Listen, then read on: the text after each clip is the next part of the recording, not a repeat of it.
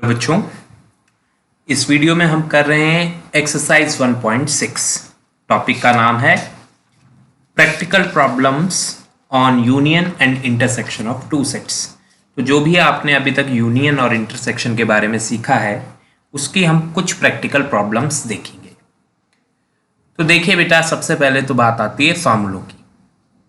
आपके सामने मैंने यहाँ पर एक सेट ए बनाया है और एक सेट बी बनाया है, ठीक है। इनके बीच का जो ये रीजन है ये कहलाता है ए इंटरसेक्शन बी, यानी दोनों में क्या कॉमन है। और ए यूनियन बी का मतलब है ये दोनों के दोनों सर्कल्स में आने वाला एरिया, कंबाइंड एरिया, ठीक है, वो ए यूनियन बी होता है अकॉर्डिंग टू वेन डायग्राम। तो जब हम कहते हैं एन ए यूनियन बी, तो इसका मतलब है कि ए यूनियन बी में कितने एलिमेंट्स आएंगे, यानी सर्कल ए और सर्कल बी में कुल मिलाकर कितने एलिमेंट्स आएंगे, ये ए यूनियन बी का मतलब है। तो पहले सर्कल ए में कितने एलिमेंट्स आए पहले तो ये देखना है, ठीक है बेटे। फिर सर्कल बी में, सेट बी में कितने एलिमेंट्स आए फिर ये देखना है, दोनों को ऐड कर देना है। और फिर उसमें माइनस करना है दोनों में जो कॉमन आया वो। अब ऐसा करते क्यों, इसका लॉजिक सुन लेते हैं। इसका लॉजिक ये है बेटे कि जब हम ए के सारे एलिमेंट्स लेंगे, तो ए के सारे एलिमेंट्स लेंगे तो मैं ये कह देता हूँ, हाँ ए को मैं पूरा शेड कर रहा हूँ, इट मीन्स ए के सारे एलिमेंट्स मैं ले रहा हूँ, ठीक है। तो ये रीजन पूरा कवर कर लिया, तो ये होता है एन ए, जो मैंने अभी शेड किया है ये है एन ए, यानी नंबर ऑफ एलिमेंट्स इन ए। और अगर मैं एन बी की बात करूं, एन बी का मतलब है बी में आने वाले सारे एलिमेंट्स, या बी का पूरा रीजन में शेड कर देता हूं, तो वो हो जाएगा एन बी, ठीक है बेटे। अब n A plus n B तो हो गया, पर इसमें एक रीजन है जो दो बार काउंट हुआ। कौन सा रीजन है? A intersection B. देख लीजिए, ए इंटरसेक्शन बी आपका दो बार काउंट हो गया, ए में भी काउंट हो गया, बी में भी काउंट हो गया, तो काउंटिंग तो गलत हो जाएगी क्योंकि ये रीजन दो बार काउंट हो गया। इसलिए आपको ये वाला रीजन जो है इसको एक बार माइनस करना पड़ेगा। तो जब आप इसको एक बार माइनस करोगे तो आपका आंसर करेक्ट आ जाएगा। बात समझ में आ गई? तो इसको एक बार माइनस करने से जो बाकी बचेगा वो आपका करेक्ट आंसर आएगा, कुछ भी दो बार काउंट नहीं होगा। इसलिए फार्मूला है एन ए यूनियन बी बराबर n A plus n B minus n A intersection B. अब इस फार्मूले की खासियत यह है कि इसमें कोई भी तीन चीजें पता होंगी तो चौथी अननोन चीज आप निकाल सकते हो। तो चाहे एन ए मिसिंग है, एन बी मिसिंग है, n A intersection B missing है, कोई भी एक मिसिंग है, आप उसको फाइंड कर सकते हैं, ठीक है बेटे। एक उदाहरण लेते हैं। एक क्लास में हमने बच्चों से पूछा, बेटा कितने बच्चों को ऑरेंज जूस पसंद है? ऑरेंज जूस पसंद है। बच्चों ने 20 बच्चों ने हाथ खड़ा कर दिया। तो ऑरेंज जूस का सेट लेटस से ए है, तो उसका एन ए कार्डिनल नंबर कितने एलिमेंट्स होंगे? 20।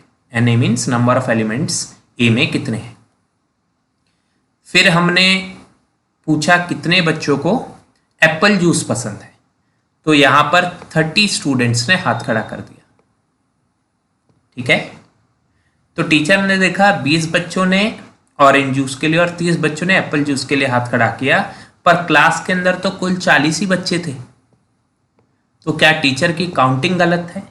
नहीं, टीचर की काउंटिंग गलत नहीं है। कुछ बच्चे हैं जिनको दोनों चीजें पसंद है, और आप अनुमान लगाइए वो कितने होंगे? 10 बच्चे होंगे। ए इंटरसेक्शन बी यानी जो दोनों कैटेगरीज में आ जाते हैं। देखिए आप ए इंटरसेक्शन बी कैसे निकाल पा रहे हैं?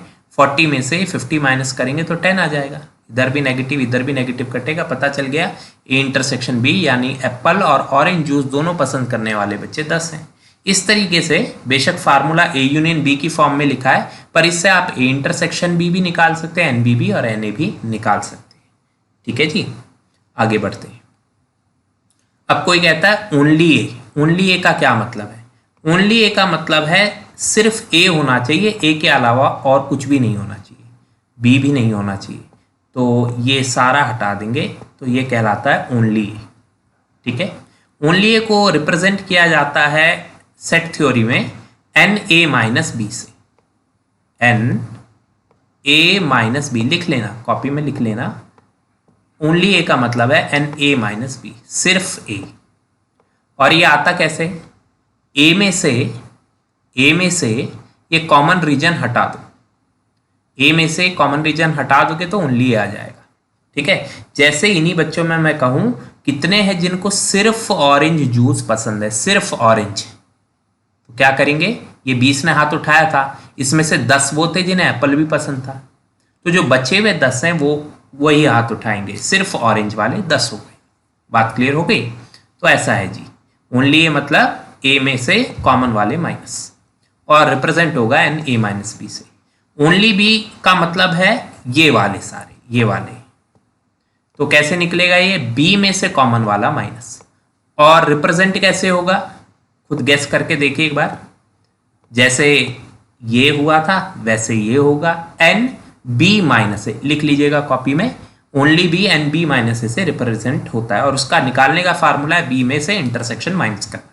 तो अब मेमोराइज करने जैसा कुछ रह नहीं गया है, कंसेप्ट हम समझ गए। ठीक है, क्वेश्चन देख लेते हैं। अच्छा हाँ, आगे बढ़ने से पहले थोड़ी और बातें बता देते हैं छोटी छोटी। यूनियन जो सिंबल होता है बेटा, जब वर्ड प्रॉब्लम में यूनियन के बारे में बताया जाता है तो यूनियन को और से रिप्रेजेंट किया जाता है। जब कहते हैं ए और बी, ठीक है, और से रिप्रेजेंट किया जाता है, जब भी लिखा आएगा ए और बी तो आपको समझ जाना है वो यूनियन दिया है। ठीक है, अच्छा कभी कभार ग्रुप लिख कर भी यूनियन को बताया जाता है, तो कहेंगे ग्रुप में 40 लोग हैं तो यूनियन 40 हो जाएगा। पर एक छोटी सी यहाँ पे बात है, हर बार ग्रुप यूनियन को रिप्रेजेंट नहीं करता।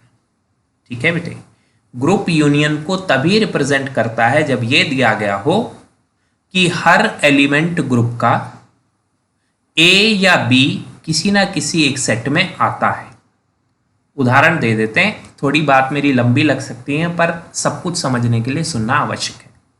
अब जैसे ऊपर वाली बात थी, ये वाला क्वेश्चन कि भाई कितनों को ऑरेंज जूस पसंद है और कितनों को एप्पल जूस पसंद है, और क्लास में कुल मिला के 40 बच्चे हैं। हमने कहा कितनों को ऑरेंज जूस पसंद है जी 20 को, कितनों को एप्पल जूस पसंद है जी 30 को। तो ग्रुप में जो 40 बच्चे हैं, क्लास में जो 40 बच्चे, वो ए यूनियन बी हो गया, ऑरेंज वाले 20 हो गए, एप्पल वाले 30 हो गए। पर ये सारी की सारी चीज गलत हो जाएगी अगर इसमें 4 बच्चे ऐसे होते जो कहते सर हमने तो हाथ ही नहीं उठाया, हमें तो ना ऑरेंज जूस पसंद है ना एप्पल जूस पसंद है।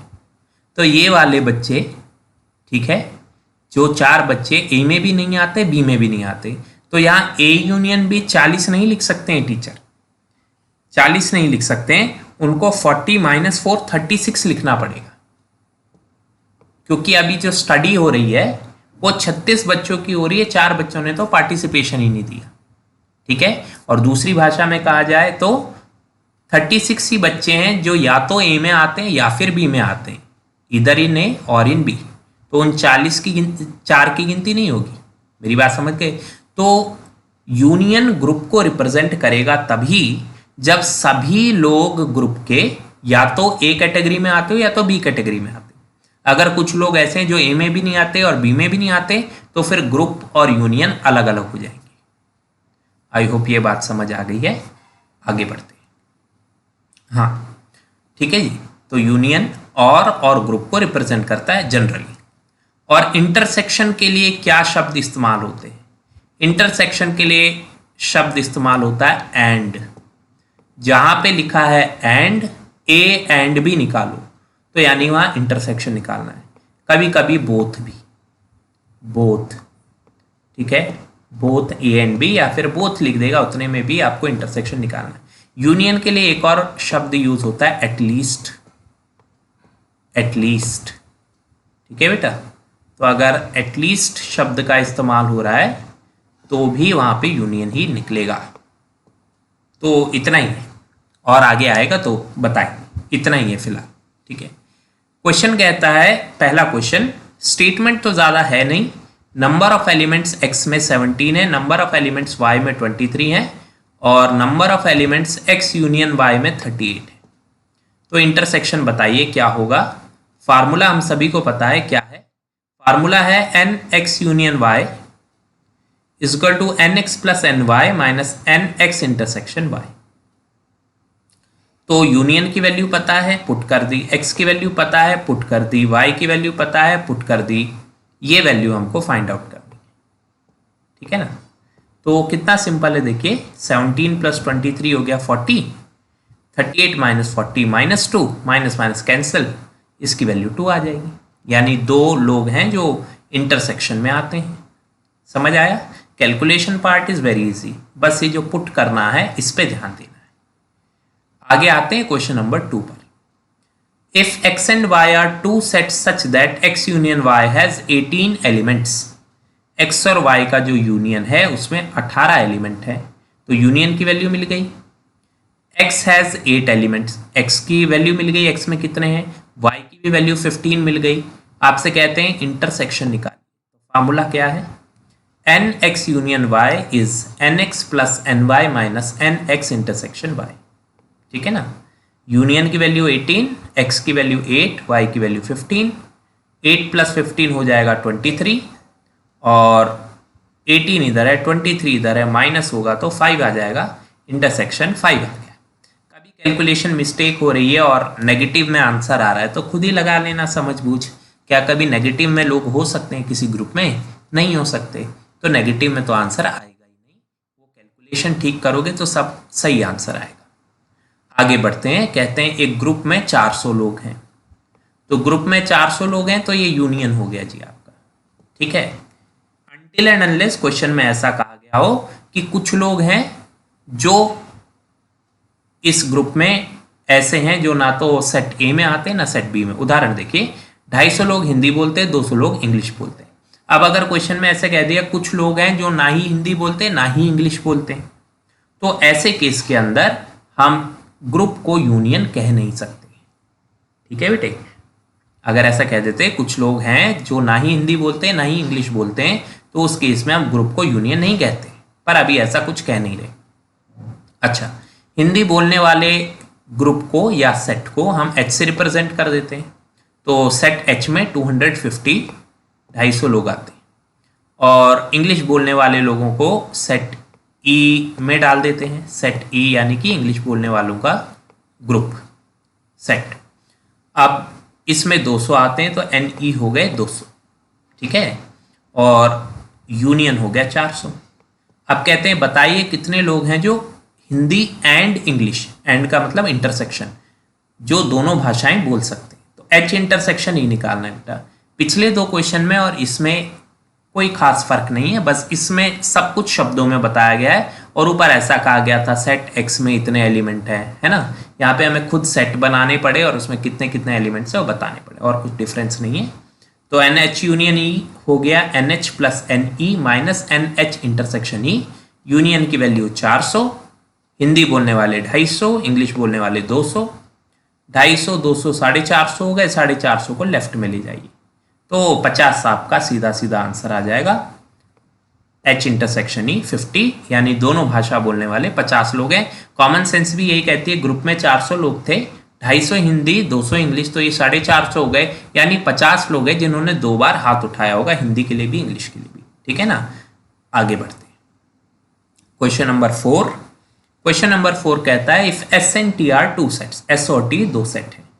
एस में हो गए 21 एलिमेंट्स, टी में है 32 एलिमेंट्स, एस में 21, टी में 32। S intersection T has 11 elements, S intersection T में 11 एलिमेंट्स है। ओके, तो इंटरसेक्शन दे दिया, एस दे दिया, टी दे दिया, कहते हैं यूनियन बताइए। बहुत ही सिंपल क्वेश्चन हो गया। तो एस यूनियन टी होता है n S plus n T minus n S intersection T. तो एन एस की वैल्यू 21, एन टी की वैल्यू 32 और इंटरसेक्शन की वैल्यू 11। 21 प्लस 32 हो गया 53, 53 में से 11 माइनस हुआ 42। फाइनल आंसर बेटा, ज़्यादा कुछ समझाने को इसमें था नहीं। क्वेश्चन 5 देख लेते हैं। If x and y are 2 sets such that x has 40 elements, चलो ये दे दिया। यूनियन में 60 एलिमेंट है, ये भी दे दिया। इंटरसेक्शन की वैल्यू भी दे दी है 10। तो कहते हैं y की वैल्यू निकालिए, कोई बड़ी बात नहीं है, सेम ही फार्मूला अप्लाई होगा। जो नोन है वो पुट कीजिए तो अननोन आपको पता चल जाएगा। तो यूनियन की वैल्यू 60, x की वैल्यू 40, इंटरसेक्शन की वैल्यू 10। तो एन वाई निकालना है बेटा, कितना सिंपल मैथ्स है। 40 माइनस 10 30, 60 माइनस 30 30, एन वाई हो गया 30। तो सेट वाई में 30 एलिमेंट्स हैं। आगे बढ़ते हैं क्वेश्चन नंबर 6 की तरफ। एक ग्रुप में 70 लोग हैं, 70 पीपल, ग्रुप का मतलब यूनियन, ठीक है। 37 कॉफ़ी, तो कॉफ़ी वाले सेट को सी से रिप्रेजेंट करते हैं, तो हम कहेंगे NC हो गया 37। चाय पीने वाले 52, तो टी पीने वाले 52 लोग हो गए NT। And each person likes at least one of the two drink, बहुत ही क्लियरली उसने कहा है हर व्यक्ति कम से कम कॉफ़ी चाय में से एक चीज़ तो पीता ही। तो कितने लोग हैं जो दोनों चीज़ें पीना पसंद करते हैं, कॉफ़ी भी और टी भी, है ना। कई लोग होंगे जो दोनों चीज़ें पीना पसंद करते हैं। तो इंटरसेक्शन, जब भी एंड बोलेगा तो इंटरसेक्शन निकालना है। तो यूनियन पता है बेटा, सी पता है, टी पता है, इंटरसेक्शन निकालना है। फार्मूला वही रहेगा, कोई चेंज नहीं है ना। तो जब हम भी शुरू में पढ़ाना शुरू किए थे ना, हम अलग अलग फार्मूले दिखाते थे, इंटरसेक्शन का अलग, यूनियन का अलग, सोचते थे बच्चे के लिए आसान होगा। ऐसा कुछ नहीं है, एक फार्मूला सीख लिया, आपको पता चल गया हाँ इसी में बस नोन वैल्यूज पुट करनी है, अननोन निकल जाएगा तो काम खत्म हो जाता है। तो यूनियन 70 हो गया, NC 37 हो गया, NT 52 हो गया और इंटरसेक्शन पता नहीं। 37 प्लस 52 हो गया 89, माइनस करेंगे तो 19, आंसर आ गया 19। क्वेश्चन नंबर 7, एक ग्रुप में 65 लोग हैं, फिर से यूनियन दे दिया बेटे, बढ़िया हो गया। क्रिकेट खेलने वाले 40, तो C 40 हो गया, NC 40। Cricket and tennis means intersection दे दिया, वो दे दिया 10। कहते हैं how many like tennis only and not cricket. ध्यान दिए क्या कहा, टेनिस ओनली, जैसे हमने ऊपर पढ़ाया था ना ए ओनली, ऐसे ही कहते हैं टेनिस ओनली। तो टेनिस ओनली का मतलब तो ये निकला कि सिर्फ टेनिस पसंद है, क्रिकेट पसंद नहीं। और लिखने का तरीका होगा N टेनिस पसंद है, T minus C, tennis minus cricket, ठीक है ना। And how many like tennis, कितनों को टेनिस पसंद है, कितनों को टेनिस पसंद है और कितनों को सिर्फ टेनिस पसंद है, इसमें फर्क तो हुआ ना कंसेप्ट, इसलिए बेसिक बताना बहुत जरूरी है। अब बेटे आते हैं क्वेश्चन की तरफ। NC पता है, C इंटरसेक्शन T पता है, C यूनियन T पता है, तो अब NT पता लगाना है। फार्मूला रहेगा सेम, यूनियन बराबर NC plus NT minus NC intersection T। यहाँ C यूनियन T की वैल्यू पुट कर दी 65, NC की वैल्यू 40, NT दिया ही नहीं है, इंटरसेक्शन हो गया -10, 40 माइनस 10 30, 30 उस साइड जाएगा तो 65 माइनस 30 35, यानी टेनिस खेलने वाले हैं 35। तो कोई कहे टेनिस पसंद कितनों को है जी, 35 को। सिर्फ टेनिस कितनों को पसंद है, सिर्फ टेनिस, तो भूले तो नहीं होंगे आप, या भूल गए। यहाँ पे एक लंबा प्रोसेस है, हम आपको इजी वाला बताते हैं। सिर्फ टेनिस यानी कि टेनिस माइनस क्रिकेट। फार्मूला बता दो अगर याद है तो। अब मैं सुन तो नहीं सकता हूँ आपको, पर अगर आपने कहा NT, कंसेप्ट याद है, NT माइनस कॉमन वाला, तो आप बिल्कुल परफेक्ट हैं, आपने बिल्कुल सही बात कही। वरना बेटा एक बार फिर से बेसिक को देख लीजिए, कोई बात नहीं, हो जाता है, भूल जाते हैं। तो T में कितने हैं 35 और इंटरसेक्शन में कितने हैं 10, 35 माइनस 10 इज 25। इतनी लंबी चौड़ी कहानी लिखने की जरूरत नहीं है, डायरेक्ट आपका ये फार्मूला CBSE बोर्ड द्वारा प्रमाणित है, ठीक है जी। तो CBSE की कॉपी तो हम भी चेक करते हैं, 11th क्लास की भी हम चेक करते हैं। तो ये कोई भी फार्मूले से करो, बस वो वैलिड फार्मूला होना चाहिए, तो सब ठीक है, ठीक है जी। आगे बढ़ते हैं और ये हम आ गए 8th क्वेश्चन पे। एक कमिटी में, कमिटी ग्रुप टीम एक ही बात है ना, 50 लोग फ्रेंच बोलते हैं, तो फ्रेंच बोलने वालों का सेट हो गया जी F, ठीक है। स्पेनिश बोलने वालों का सेट हो गया S, इसमें 20 लोग हैं, तो NF हो गया 50, NS हो गया 20। और intersection both speak Spanish and French, and बोला ना, स्पेनिश एंड, तो वो इंटरसेक्शन हो गया, ठीक है। How many speak at least one of these two language, at least का मतलब यूनियन, ऊपर ही बता दिया था, तो यूनियन निकालेंगे S union F। NS Spanish वालों की 20 वैल्यू है, प्लस NF 50 वैल्यू है, और इंटरसेक्शन 10 है, तो आंसर आ गया 60। तो खत्म हो गया ये तो एक्सरसाइज। तो इस वीडियो में इतना ही, नेक्स्ट वीडियो में मिसलिनियस करेंगे, तब तक के लिए बाय बाय।